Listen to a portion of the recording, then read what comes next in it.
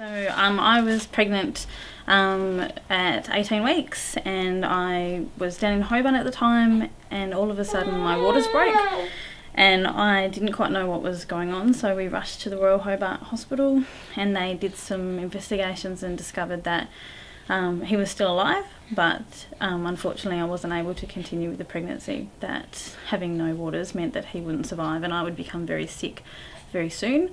So I was induced and 2 days later gave birth as if I went through labour, just a very different kind of labour that I expected, and gave birth to my son on the Sunday night, which was a real bittersweet experience to go through.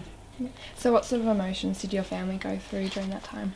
It was a real mix of emotions, because we actually were originally told that we would have difficulties falling pregnant if we fell pregnant at all. And so there was a lot of, for many years, my husband and I actually didn't think we could have children, and so when we fell pregnant with our son Adam, it was a real surprise to us and a real sense of joy. And so in those moments when we knew that he was going to die, there was a sense of, well, you know, that's not at all what we wanted, but there was some hope that we were able to fall pregnant and that he was a really healthy, happy and alive baby inside, that it was actually something wrong with me that we could fix in the future. So I guess we held on to that, but yeah, there was a lot of grief, and going through labour knowing that your baby wasn't going to survive was pretty traumatic. And so what was it like to hold your baby? At first it was a real shock. I didn't quite know what to do or what to hold, and I was really thankful that the midwives at the hospital were really great at helping me feel a little bit at ease with the process. And my husband and I had a private room, so they brought him to me. They wrapped him up in a little, I guess, bunny rug as if he was you know, born at full term. And it was quite amazing. I think that was probably the thing that we were quite in awe of, is actually looking at him, and like, he was literally the size of my palm. He fitted in my palm quite small. He was only 155 grams, which is just amazing, but and 18 centimetres in length, and he was perfect. He had fingernails and toenails, and you could see his eyebrows that were starting to develop, and little ears, and yeah, yeah, it was quite a very amazing but strange experience to be seeing this little baby, and he wasn't alive when he was born. He was stillborn, but yeah, it was heartbreaking. Yeah, but one of the special things was many mums talk about when they're pregnant getting a sense of what the gender is for their child, and it was too soon for us to have had the scan to have told us the gender, and I'd always known it was a boy, just known.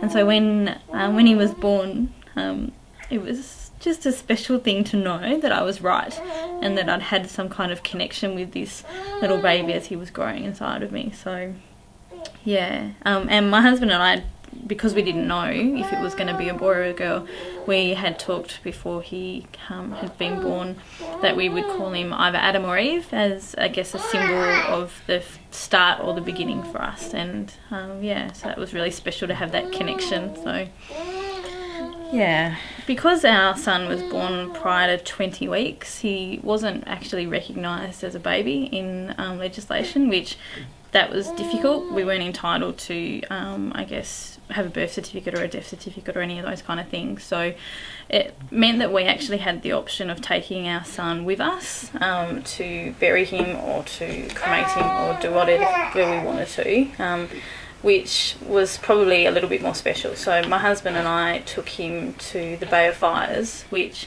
was a place that we were engaged in, a very special place for us, and we went and sat on the beach and said goodbye to him, and put him in the water, and we tied up a little teddy bear and wrote him a letter and said our goodbyes. And that was the hard bit, letting him go. yeah, we cried lots that day, but we felt just an incredible sense of peace once we let him go, and we knew that he was on his own journey now. And every year we go back to that spot and we celebrate his birthday, and this year will be a real hard time to introduce him to his little brother, but yeah, I guess it's a special place for us, so we were kind of lucky. I think, you know, TLC is a great way that it can, I guess, help people feel that they're not so alone during a time of loss, but also be able to connect to people in their own way. And I know that the thing that I really needed the most was to know other people's stories and to hear about what other people had gone through, but also knowing that things got better. Like, it wasn't an easy journey, but knowing people who had gone on to have successful pregnancies and happy babies was quite helpful for me to know. Knowing other people who had similar experiences and having hope that things could happen. The other thing is that it has a lot of different mediums, so for some people, particularly fathers, it's not an easy thing to go to a support meeting and sit around a room and share their story and talk to people. So we have online support groups. You can ring up and have a talk to someone over the phone. You can email us, or you can read a book. So I guess we've provided, you know, multiple ways for people to access the program at their own time, and it can be right after the baby has died, or it could be, you know, down the track. And often people find, you know, going through another pregnancy, which is what I found when I was going through another pregnancy, a whole range of extra emotions come up, and another layer of the grief that you don't know or you don't expect to happen.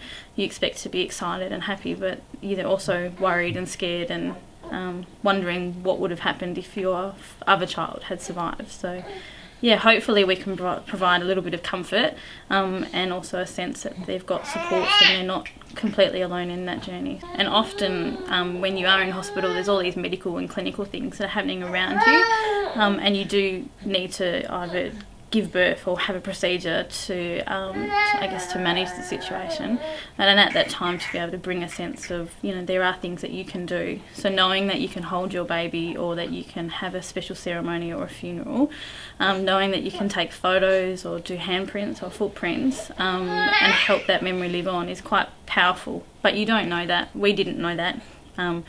You don't go into hospital expecting to have your baby die, and you don't go in preparing for that, so you don't know you can take photos or touch them or cradle them or any of those things. So that's incredibly powerful and helps in that grief process in the long term, knowing that you've got memories to hold on to. So my number one piece of advice for any family going through this is take time.